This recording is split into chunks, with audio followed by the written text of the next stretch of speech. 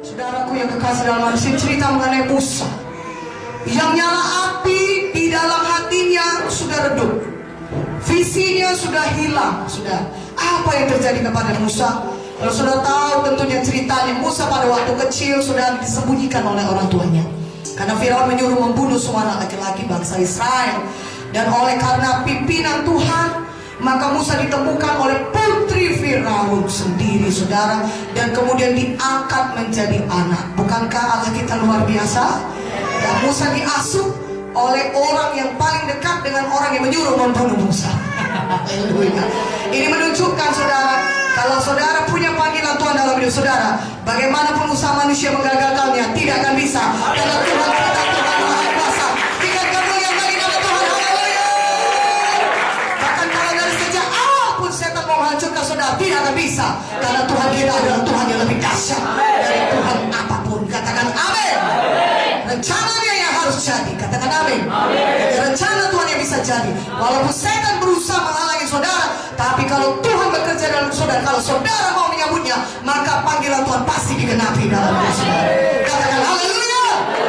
Saudaraku, sejak kecil pun setan sudah berusaha mencegah ya Musa ini dipakai oleh Tuhan, ya.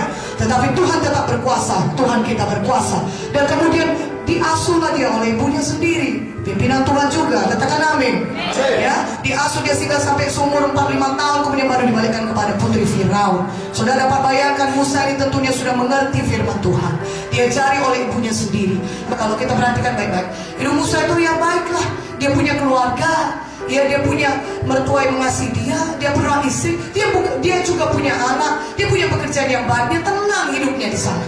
Ya, tiap hari dia pergi mengembalakan domba, senang hidupnya. Pulang dia dari rumah, pulang dari padang, dia masuk ke rumah, ada istri menghibur dia, ada anak-anak menyambut dia. Suatu hidup yang baik, suatu hidup yang tenang, suatu hidup yang, saudaraku, yang diberkati, ya. Tetapi Tuhan tidak pernah melupakan Musa.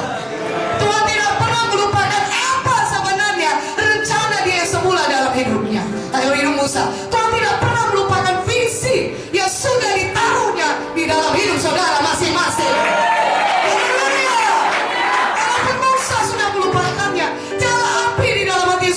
Saudaraku, ya, dia tidak ingat untuk apa dia diselamatkan Tuhan sedemikian dahsyat, saudara. Dia tidak ingat untuk apa dia dipanggil Tuhan. Dia hidup tenang-tenang, dia sudah melupakan apa panggilan Tuhan yang utama dalam hidupnya. Dia melupakan visi daripada Tuhan. Tapi Tuhan tidak pernah lupa akan Musa. Tuhan tidak pernah lupa akan saudara. Tuhan mau saudara bangun, bangkit, menyala kembali. Haleluya. Mengerjakan visi yang sudah Tuhan taruh dalam hati saudara. Tuhan sudah taruh satu rencana yang besar dalam hidup saudara.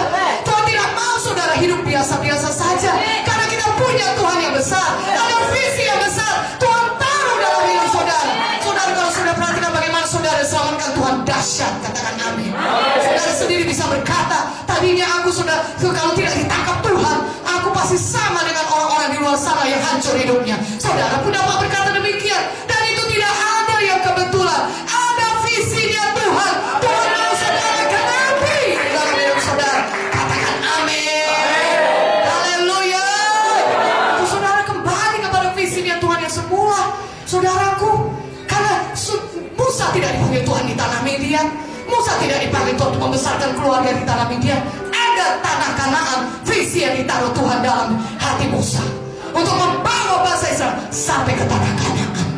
Musa tidak ditentukan Tuhan untuk tinggal di tanah Midian selama-lamanya. Walaupun dia punya keluarga yang baik, dia punya anak, dia punya pekerjaan yang baik, tapi itu bukan panggilan Tuhan dalam hidup Musa. Demikian juga kita. Jadi kita punya visi yang menyala-nyala, sudah kembali kepada visi yang semula yang Tuhan berikan kepada kita. Katakan amin. Amin, haleluya.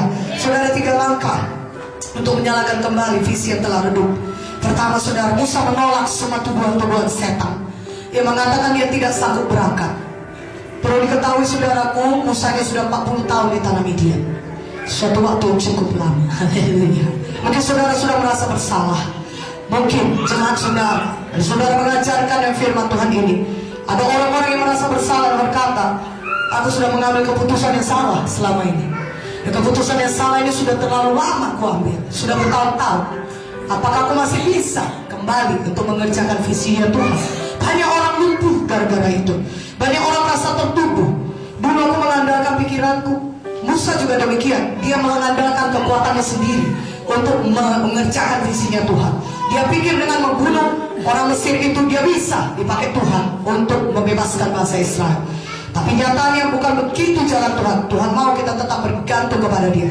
Kalaupun ada kesalahan-kesalahan yang kita lakukan, saudaraku, dalam kita melayani Tuhan, Tuhan tidak pernah menyesali panggilannya dalam hidup kita. Haleluya.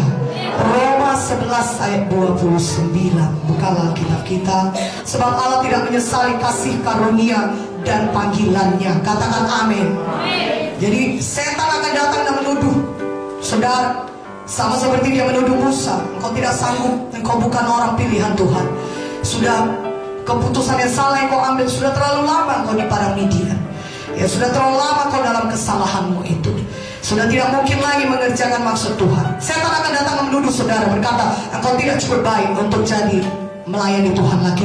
Engkau tidak cukup baik untuk mengerjakan visinya Tuhan lagi. Engkau tidak cukup baik, engkau sudah berdosa, dan visi Tuhan yang besar itu tidak akan pernah bisa digenapi lagi dalam hidupmu. Pada hari ini kita bangun bangkit, kita tolak semua tuduhan setan, dan kita berkata, Tuhan tidak pernah menyesali panggilannya. Kita minta ampun kepada Tuhan. Kalaupun ada keputusan yang salah kita lakukan, Tuhan bisa mengampuni kita. Tuhan bisa menyucikan kita dari segala dosa-dosa kita. Untuk itu adalah darah Yesus, saudaraku. Yang kita hidup ini karena kasih karunia Tuhan. Semuanya pun karena kasih karunia Tuhan, bukan karena kekuatan kita. Tuhan sudah sediakan darahnya. Kalau kita rendah hati, kita mau berbalik, kita mau bertobat, selalu ada darah Yesus menyucikan kita. Selalu ada pengampunan daripada Tuhan. Selalu Tuhan bisa pulihkan kita kembali ketika kita mau rendah hati datang kepada Tuhan. Amin. Dan mengakui kesalahan kita, dan Tuhan bisa pulihkan kita kembali. Saudaraku, Tuhan tidak pernah menyesali panggilan kalian untuk kembali mengerjakan visinya Tuhan.